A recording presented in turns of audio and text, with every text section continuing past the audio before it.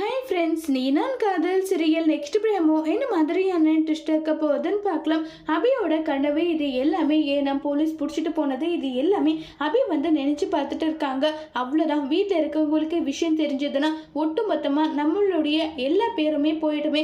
இப்போ என்ன பண்ணலாம், நம்ம வந்து வீட்டை விட்டு போகிறத பற்றி ஏதாவது யோசிச்சு பார்க்கலாமா நல்லா சொல்லிட்டு அபி வந்து யோசிச்சுட்டே இருக்காங்க. அபி யோசிச்சுட்டு ரொம்பவே வருத்தப்பட்டுட்டு இருக்காங்க. ராகவ் கண்டுபிடிச்சிடுறாங்க. அபி, நீ ஏதோ ஒரு விஷயத்த உன்னுடைய மனசுல போட்டுட்டு நீ குழப்பிட்டு இருக்க, அது என்னன்றது எனக்கு தெரிஞ்சாகணும், சொல்லு அபி சொல்லுன்னு சொல்லிட்டு கேட்டுட்டே இருக்காங்க. அபி, அதெல்லாம் ஒன்றும் கிடையாது, பொட்டிக்ல சில இஷ்யூஸ் இருக்கா, வேற எதுவும் கிடையாது. நிஜமாதான் சொல்றியா? ஆமா, நான் நிஜமாதான் சொல்றேன். பொட்டிக்ல சில விஷயம் போயிட்டு இருக்கு, அது என்னன்றதை நானே பார்த்துக்கிறேன், நீங்க கவலைப்படாம இருங்க நல்லா சொல்லிட்டு பேசிக்கிட்டு இருக்காங்க. இருந்தாலும் ராகவுக்கு சந்தேகம். அபி, சரி நீ தூங்குன்னு சொல்லிட்டு அபியை தூங்க வச்சுட்டு பொட்டிக்ல நம்ம அபி கம்பெனியில வேலை பார்க்குறவங்களுக்கு கால் பண்ணி அபி மேடத்துக்கு என்ன பிரச்சனை, அவங்க நேத்துல இருந்து சரியில்லாம இருக்காங்களே, என்ன விஷயம்னு சொல்லி கேட்குறாங்க. ஏன் சார், மேடம் உங்களுக்கு சொல்லலையா? யாரோ ஒருத்தன் இந்த மாதிரி வேலை பண்ணியிருக்கான், அபி மேடத்தை மிரட்டுறான்னு சொல்லிட்டு எல்லா உண்மையும் சொல்றாங்க.